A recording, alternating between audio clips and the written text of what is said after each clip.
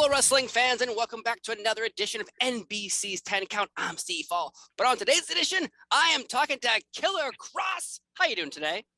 Very good. I love your energy. I need some of that. Send it over here. I was going to say, we could just bring all the empties, all the empties, and all the empties, and all the empties over. But this is me naturally as well. But thank you so much for being here. And I tweeted to you yesterday about this interview, and I said, like, please don't send me a piece of paper that I'm like, oh, this is really nice. Boom!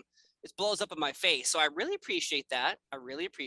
But thank you so much for coming on, because you've had quite a meaty career already. And there's so much meat on the bone to talk about. But first, we got to talk about Ric Flair's last match. You're going to be on the card, taking on Harry Smith, the British Bulldog's son. It's July 31st. Now, for you, what does it feel like as a performer, as a wrestler yourself, being on the card of Ric Flair's last match ever?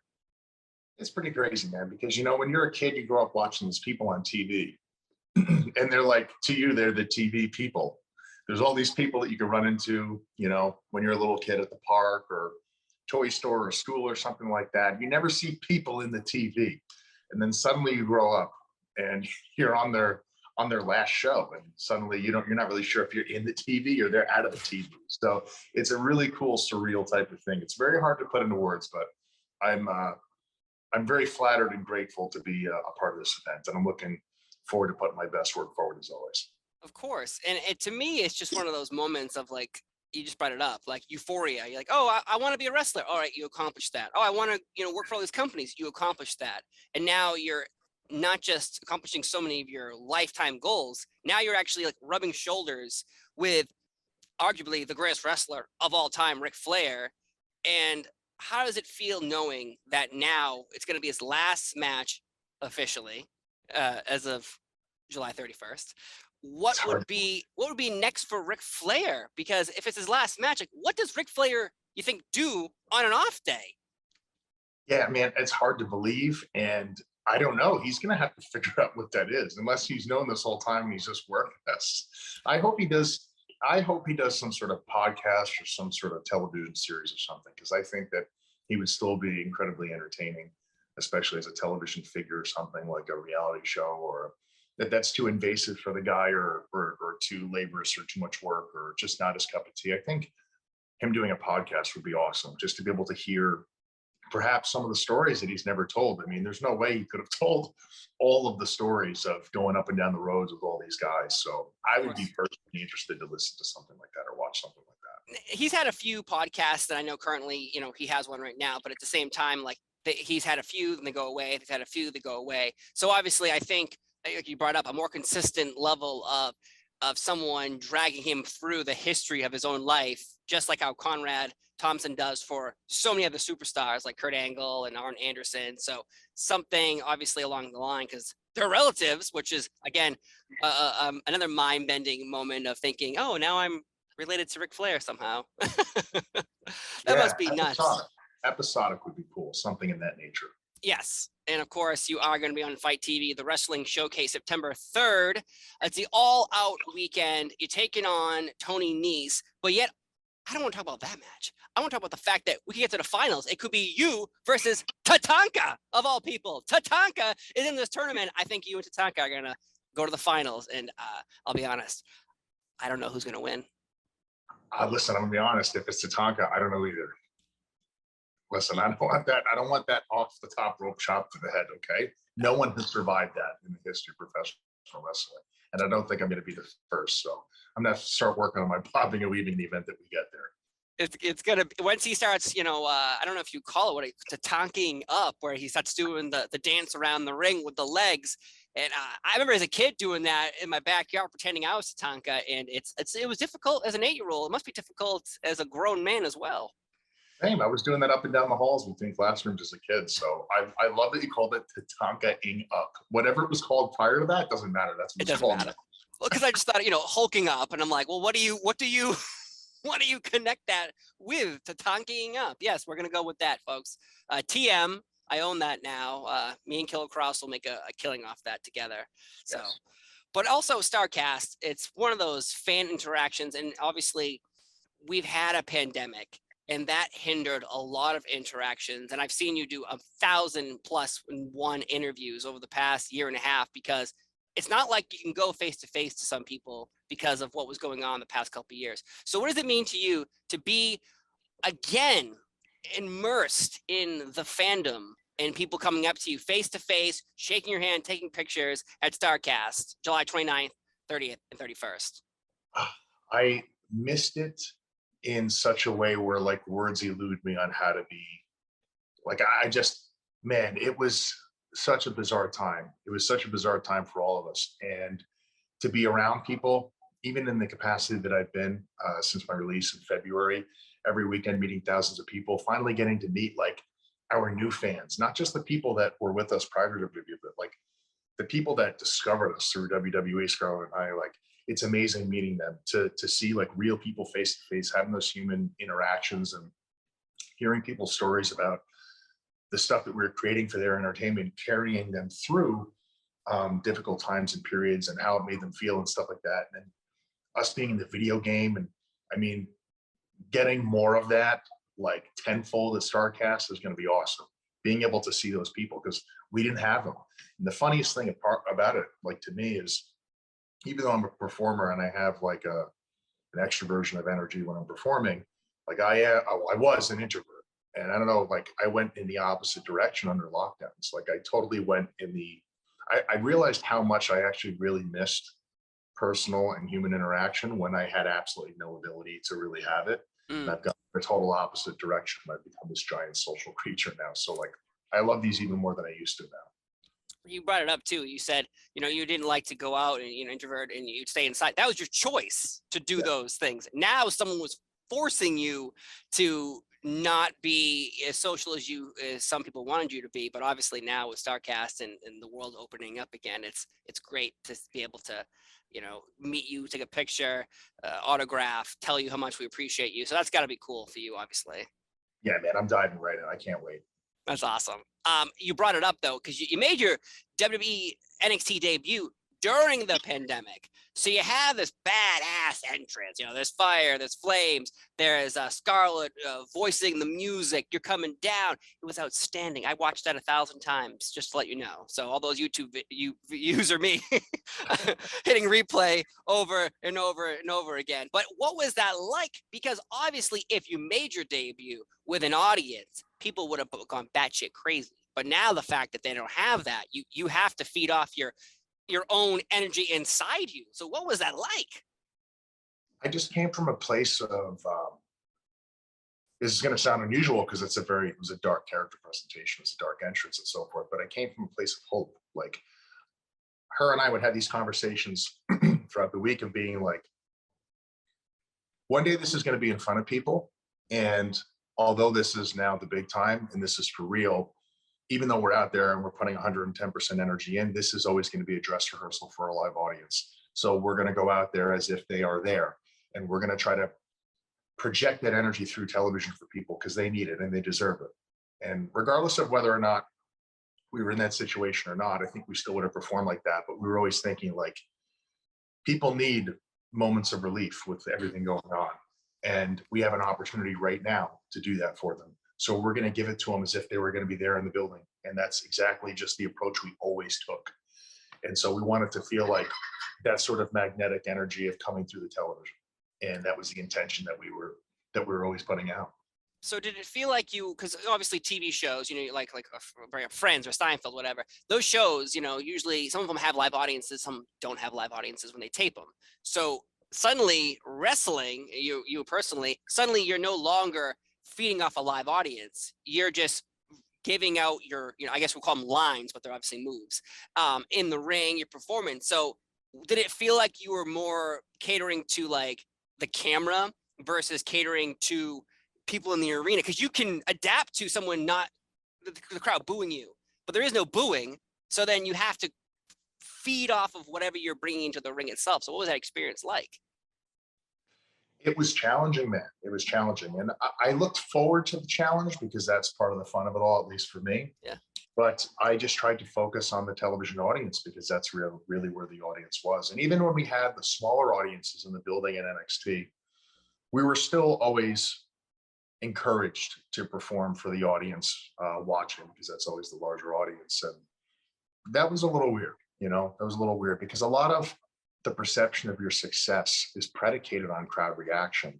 So sometimes when you're being given advice or directive to not worry so much about the live audience, worry more about the television audience, that's a little bit of a mind trip, especially coming from the indies, where everything is completely predicated on live reactions, everything, and I think that there is a middle ground. I think there's a common ground to marry between the two.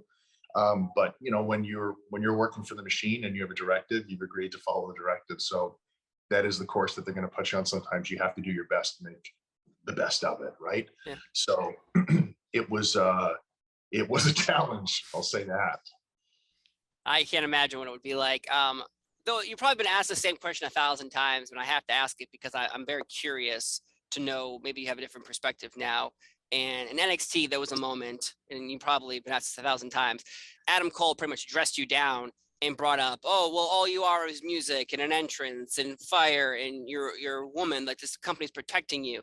But like, to me, that doesn't make sense. Do you think someone out there like Steve Austin's not going to be like, hey, Undertaker, all you are is an entrance and lights and fake lightning bolts, and you don't have magic powers? Like, why would anyone think it's a good idea to take your character who had, like, it felt like there's some mystical powers to it, not 100%, but there was some elements. Why would someone be okay with the fact to just take your character and just rip it down and be like, look, he's just a man pretending to be this? That doesn't make sense to me. Did it make sense to you? No. Okay, I just want to make sure.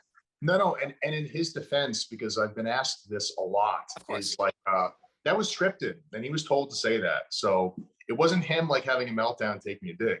It wasn't anything like that at all. He was told to say that. And this has become like a very popular discussion amongst like fans and stuff like that, because, our job was to make people believe this. That was the intention. We were told by producers and writers, like, we want this to feel as real as possible. So this is the direction we're going. But very much like you said, and a lot of people had said to me afterwards, it seemed really counterproductive to have a fourth wall promo where only one guy was breaking the fourth wall. And it's like, it's just one of those weird days. I mean, some matches are constructed for one guy to get over, and that's just the way it is. And then sometimes some promos are constructed for one guy to get over. And at the time, I was told that they felt like he needed that. And I was not one to really fight anybody on that. I've always been very easy to deal with and get along with. Like, they'd put me on a course to just absolutely ruining everybody. Yeah. So the way I saw it at the time was like, he's going to be doing the job for me at the end of the month on the pay-per-view. And everyone else has exchanged equity with me, their own equity, in putting me over for a year and a half. I think I can handle the promo where this is going to be happening, but functionally, as an investment, the construction of that promo did not make any sense at all. And I thought it was weird that they wanted to go in that direction, because, and I've even said this previously before, it's their money to get people to believe and to invest in this type of thing. It's just the time and energy they're putting into this character presentation. They kind of shot it in the head, which I thought was just so unusual. Yeah. It was very weird. Like, even Adam was asking that day, he's like, are you okay with me saying all this to you? I was like, yeah, of course, dude. Like, he's always been very cool. And it was odd. And there was like follow-up stuff the weeks prior too. They kept writing the character into this place where they didn't want me to rebuttal. And prior to that promo and interview, I'd always have some flexibility to kind of like, here's the end game of the promo. You can say whatever you want, whatever you think your character would say on the way there to get us, from point A to B. That day, they didn't want that. And then prior to that, I kept getting chopped off in promos later on. They were just kind of, in a manner, putting me under in the promos, which I thought was weird. Yeah. But also, in all fairness, man, it's not advantageous to the talent that's going under to have me run them over for 4 weeks in promos and then for them to get killed clean on the match. But to your point, I think that there's so many in a universe full of fiction, an unlimited amount of possibilities. There are many different ways to make talents look strong and to get over. And I've always thought, me personally, and it's why I haven't really practiced it, tearing a talent down and not letting them get anything back and hoping they're going to keep their momentum and their equity in the eyes of the audience when they go over in the match is not the best way to do things. But again, I'm just the wrestler. So Yeah, but like, you brought it up. It's like, imagine Kane coming out and they'd be like, you're not burned. You're not burned. That's a fake mask. When you go, man, my name is Kane. That's not real. That's not real. Like when you do your hands and the flames come out, that's a pyro guy in the back. Like that's what it felt like. It felt like watching your character. You brought it up, a gun, boom. Like it just felt like someone somewhere one day, and I don't know if this is just me, had a grievance, was like, I'm going to make him look stupid today. And then we're going to see what happens, because you could have the best matches. You said you dominated for a year and a half. People remember that. But you know what people really remember? Is you being dressed down for no apparent reason at all. And that's the biggest problem, I think, is the fact that when people bring up some of your accomplishments in your career, that is one of them that's always going to be attached to you for some terrible reason. And I don't think the things you did before should be erased by one awful promo, but some people believe that, and that's unfortunate, I think, for you. But yeah, you've done amazing work. It is unfortunate, and it's a weird Twilight Zone type thing. Like, I wanted to, until that angle was totally dead and gone, I wanted to protect the legitimacy of that, even though it was kind of working against me. Like, I even told Adam when I'd see him at meet and greets, like, don't fucking tell anybody. Sorry. I say, like, don't tell anybody. I'm not going to tell anybody either. My friends are asking me about it. Only the people that I trust, I'll let them know that that's a work, because the conflict and the heat is what's going to create the interest in seeing the match. But it got very toxic, very negative, and very weird. And that's social media for you. Some people want to drum things up and make them, they want to put them in another context than they actually really are in. So, you just do the best you can with what you have. And I think people forget too is, unfortunately, fans who are living on Twitter don't understand that when your manager asks you to do something at your job, sometimes you don't want to do it, but that person's your boss. So then you unfortunately have to do it. Sometimes you might say, well, what if we do this? And they're like, your boss tells you what to do. So obviously you're told, hey, put on this gladiator helmet and go out there. And you're probably like, I don't think this is the best idea for me, but you are paying me. So I guess I'll try to do the best job I can with what you're giving me. Is that pretty much how you feel like with that promo in that gladiator helmet? Totally. From my perspective, I had this whole entire company and a locker room full of people that were absolutely awesome to work with. I never had any sort of inclination whatsoever that things were going to go so off the rails, like at any point, because everyone worked really well together. So suddenly when that happens, and it's not really in your control, I mean, you can say no, and then you'll probably be labeled as someone who's difficult to work with, or a mark for yourself, or ungrateful. Look what we've done for this guy, and we ask him to do one or two things, he's not going to do it. You can see how that, again, could potentially be taken into context. That could hurt,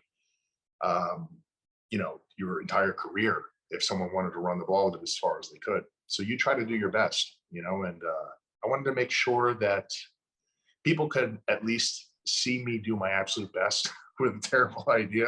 So at least they knew I tried, rather than have stuff taken out of context and maybe potentially used against me. So it was a difficult situation to be in, it was very difficult. I've talked to a lot of wrestlers who previously worked for WWE, and a lot of them are told, like, walking on eggshells is one line they always bring up. The other one is always afraid to say no. But, that's what happens sometimes. But let's move on, though, because you were involved in NXT when this war on Twitter broke out between AEW fans and the NXT fans.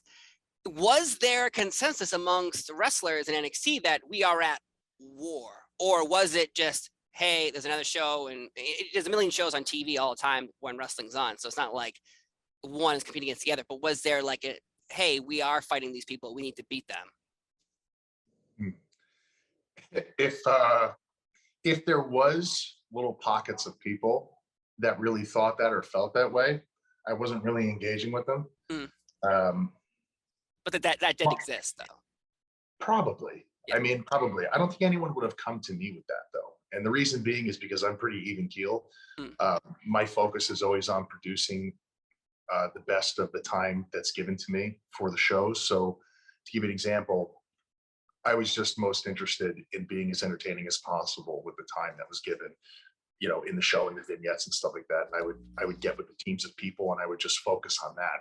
I do know that there are some people who focus way too much on what other people are being paid and their quarterlies and what the demographics are and stuff like that. And at the end of the day, I hate to say it, it's true though. As a wrestler, you can only be accountable for so much. So if you're going to concern yourself with details that are completely out of control, you're not going to enjoy this anymore. And I've seen it. I've seen people drive themselves insane. It's like, you don't write your own stuff. You do what you're told. You only had so many options for music. You only had so many options for your entrance, and you don't control who's going over in your matches. So the way people are reacting to the overall arc of this has very little to do with you, and you're stressing yourself out like you're the chairman of the company. It's like, focus. Like if you just focus your energy on the things that you can control versus the things that you can't, I think your work will come off better because that energy will be more enthusiastic. It'll be better there.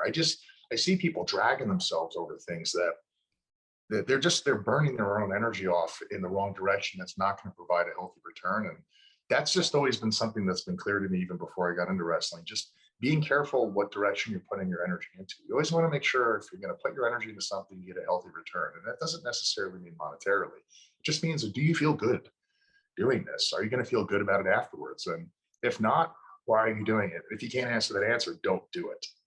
That's a good point. In Bret Hart's book, he said that he's not hungry for money. He's hungry for respect. So that is a pretty good example of what you're describing there, where stop caring about what other people make.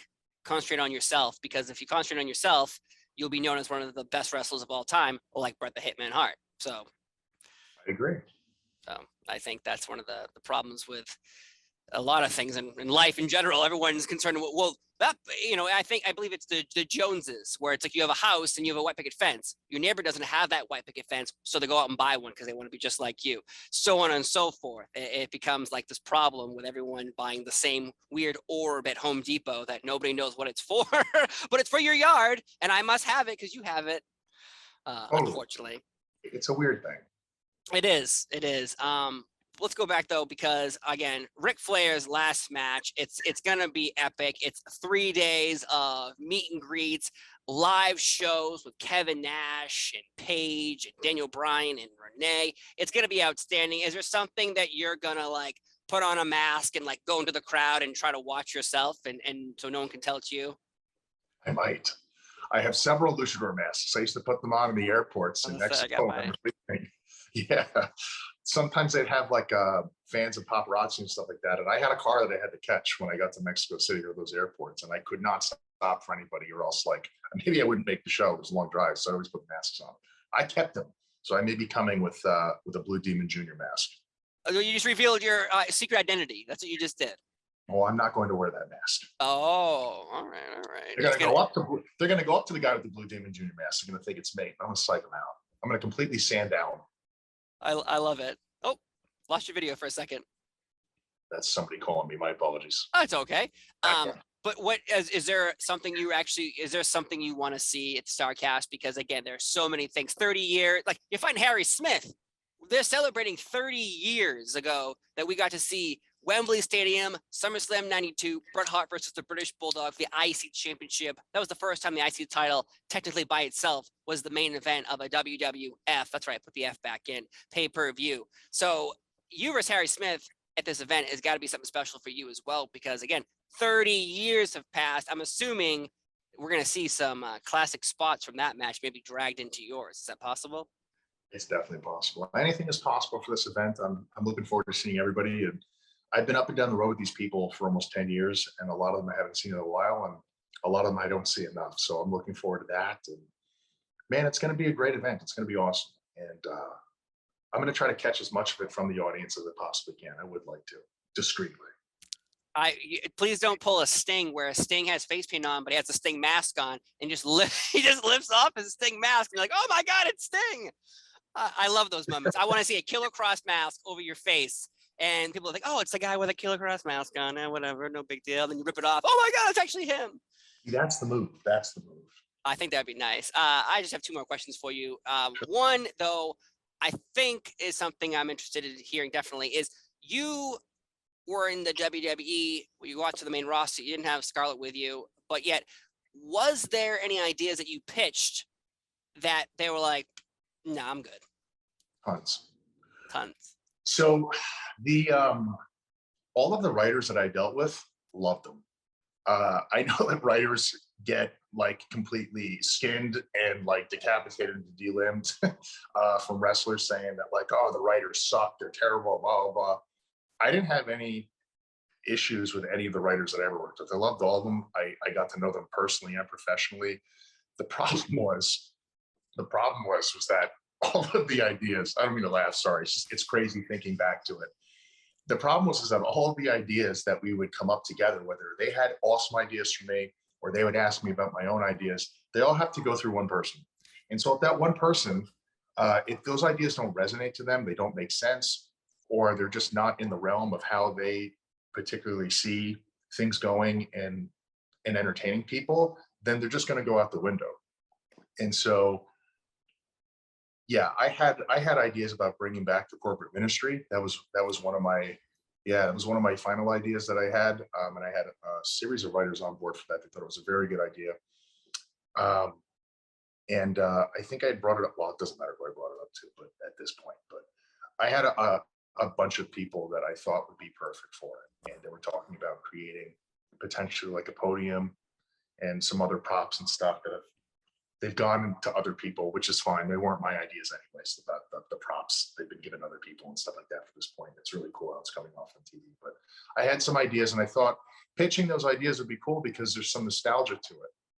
You know, with like all of these crazy conspiracy theories that are always going around about like esoteric businesses and stuff like that, and like cults and like evil companies and stuff like that. I thought there would be a tasteful way to fictionalize that type of stuff and put it back on TV with a nostalgic twist. And the only people that I had not gotten a blessing from to do it, because we weren't that far down the road, that would be like Taker and Vince talking to them about it. Because I think I would have to have, of course, I would want them involved with it. They were like the two evil guys that were from that. So yeah, I thought that would have been cool to revisit a concept like that. I love that idea.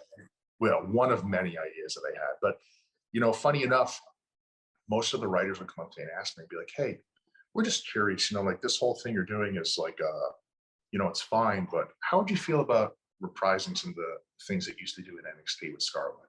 Would you want to do something like that? And I would be like, yeah, I definitely would. Like, that's crazy that you're asking me. Yeah. Like, where are these ideas that like you guys are giving me coming from? And it was like, not everyone was on the same page with it. Like people really actually wanted me to go back and do the things that I was doing at NXT, which is what I always wanted to do. I'm a very big believer in preserving continuity with wrestling, because if you don't preserve continuity, then everything feels like it's kind of for nothing, right? And you want these things to feel like it's leading somewhere narratively in a direction of storytelling. So it's good. I'm glad you brought that up, because there seems to be, for instance, right now on SmackDown, you have someone like LA Knight in NXT comes up. He's Max Dupree. You know, the name changing thing is the new flavor of the month. It seems everyone gets a new name, but yet you brought it up. Like, if someone was watching NXT versus not watching Raw, and then they suddenly see you, who has this like dark, mystical type of powers, going to Raw, but you're not that version, it's very confusing. But yet maybe the idea, this is just me spitballing, the people in the main roster like Raw don't think people who watch Raw watch NXT, which I think is confusing to me, because it's all kind of underneath the same umbrella. So if you might be not watching it, but you might be aware of it. It'd be like, if NXT wasn't on TV, sure, you're on NXT as one character, you show up on Raw as another, makes sense to me, right? But you were world champion in NXT. You had a dominant run. Like, it wasn't like you were in the background as one of Adam Rose's rosebuds, like Becky Lynch, Braun Strowman. You know, some people like that were undercards, just disappeared and came back with somebody else. So is that confusing, you think, to an audience member, seeing you as one person and showing up as another? Yes. It is confusing. And it's also confusing for the purpose of like, all of these major companies have created these behind the scenes programs, which I know a lot of people are against. Me personally, it's never affected my ability to enjoy wrestling, like ever. Even before I was a professional wrestler, seeing the behind the scenes stuff, I actually enjoyed wrestling even more than when I was a kid. And I thought this was every match was a death match. You know what I'm saying? Want to see the because someone wants to see how the rabbits pull out of the hat. Right. I mean, I still personally enjoy it. And the reason I bring that up is because, you know, with the behind the scenes stuff, you're letting the audience in, and then like you're leading them to buy into and believe in these characters, become emotionally invested, and then you're just scorching the characters with no payoff. And that pisses people off. It doesn't make them feel very good about what they're watching. Like imagine Game of Thrones, for instance. This is a bit of a strange, but anyways, Game of Thrones, Jon Snow. He's Jon Snow for 5 seasons. There's a lot to be invested in. And suddenly the next season, without any sort of explanation, he's another character in the show. And it's like, yeah, but you love the guy who plays Jon Snow. What does it matter? And it's like, that's not the point. That's not why we're watching. You've just disconnected your entire audience from this thing. And the argument can be made that they're 2 separate shows, but this is under the same umbrella.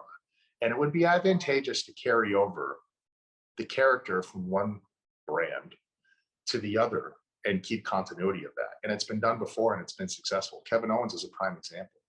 Kevin Owens is a prime example. Him coming from NXT as the NXT champion and feuding with John Cena was awesome. That was like, even though it was 2 different brands, it felt like 2 worlds that were never supposed to collide were colliding, especially people who knew Kevin Steen. You know, Kevin Steen has worked prior to WWE. I mean, there is continuity, whether the last name changes or not. It's all awesome. Like there is like a streamline of everything this guy's done if you've been a fan of his prior to WWE. And it just adds to his equity and his value for the company. So if they disconnected that and made him like Duke the Dumpster Drosy, you know, no offense. Don't disparage the good name of Duke the Dumpster Drosy, sir. I will end this call right now. I will not. I was a fan of Duke. All right, we're back in the same page. Imagine if they just completely, like, not in a comedic way, in a legitimate, serious way, they just completely erase his identity in the middle of shit. It would be very unusual. Yeah. So, and it takes the audience out of it, and it reminds them that this is just like a show of smoke and mirrors, and that's not really what you want to be putting in their face the entire time. So, yeah. I agree with you, because that you know, obviously is a different story. As a wrestler, you obviously experience Twitter differently or social media differently.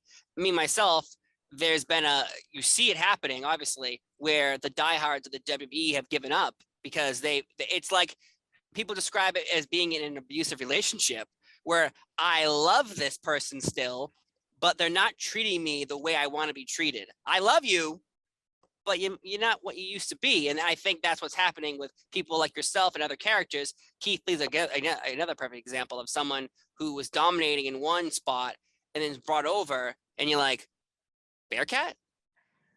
Right. Bearcat? And like he later on, you know, people are trying to pull strings, but like, oh, well, Bearcat was a famous black wrestler in the 50s. And then it's like, and then Keith Lee gets released and he reveals, no, it wasn't that. It was someone just was like, hey, you'll be a Bearcat. It's like, yeah, that's his story to tell. Like I was there in proximity to him when all that was happening. It was fucking weird. And sorry, trying not to swear. I'm comfortable talking with you. That's why that's happening. Please take it as a compliment.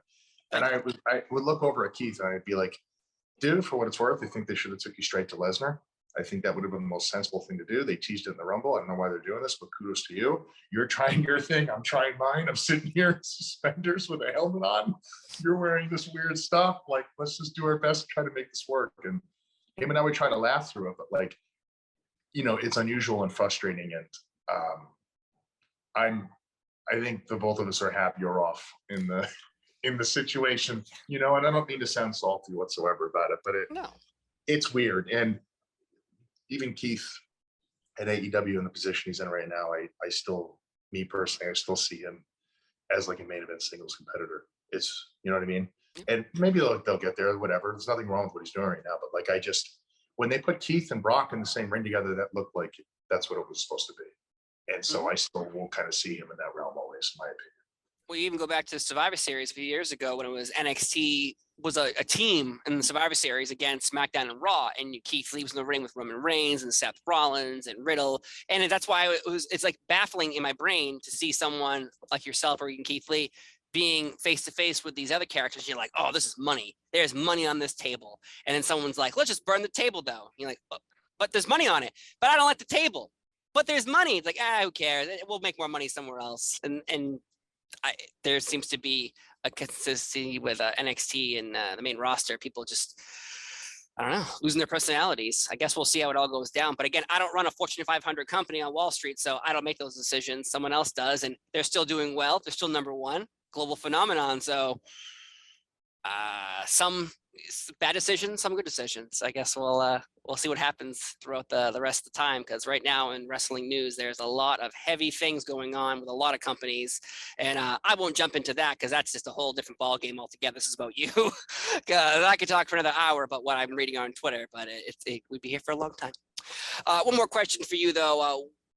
What are your goals for this year? Because again, so much has happened to you already, and you're obviously gonna have to take on Tatanka in the finals of the Wrestling Showcase. I don't know how you'll survive that on September 3rd at 3:30 with the All Out weekend. I don't know how. Yeah, obviously you and Harry Smith are gonna have a great match July 31st. Ric Flair's last match extravaganza. But what are your goals for this year? Surviving Tatanka? Surviving Tatanka is going to be #1 priority. You know what I mean? I don't know how exactly I'm going to train for that. I think I need to get in touch with my spirit animals. Maybe Rick the Model Martel could help you. He had a pretty good rivalry with him. Yes, I need to get in contact with him immediately. Get some of that arrogance. Oh yeah, spray it in his eyes, make him go like Jake the Snake when Jake the Snake had one eye totally whited out. I love that moment. Sorry, I'm just, we're talking about wrestling and get all excited about all these nostalgic things with Tatanka. We're talking about you. What are your goals for the year? My goals for the year, I think, is definitely going to be to continue being as consistent as I have been in terms of making shows, meeting more fans, just being in the mix of things, and ultimately having fun. I want to make sure that I'm not entering or engaging into things that I don't think are going to pay off for the fans. Just avoiding those types of situations and stuff like that. And just getting some of my creative energies out there and just remaining open to all of the doors and possibilities that the entertainment industry is offering right now. I've been having scripts sent to me from television and movies and stuff like that. I have to be like somewhat delicate how I talk about that because there's NDAs involved and stuff. Of course. But like, I'm looking at all of that, and when we begin filming that stuff, some of it's been pushed back due to a variety of different reasons. But I just want to make sure I'm having fun, and I want to make sure that anything anyone is seeing me engage with, they're going to enjoy it. You know, let's entertain people. I have the wheel now, so just enjoying myself and just being out there is basically it. Man, I can't wait. I can't wait to see Killer Kross on a movie. Gladiator 2, Russell Crowe's son. That's going to be a very it's going to be a good one. But no, that's not a real movie, folks. Please don't send me hate tweets. But thank you so much, Killer Kross, for being here talking about you and Harry Smith. It's a huge event. Ric Flair's last match, July 31st. And again, the death nail, September 3rd for you, Tatanka, Killer Kross. We'll see how it all goes down for you. I'm excited.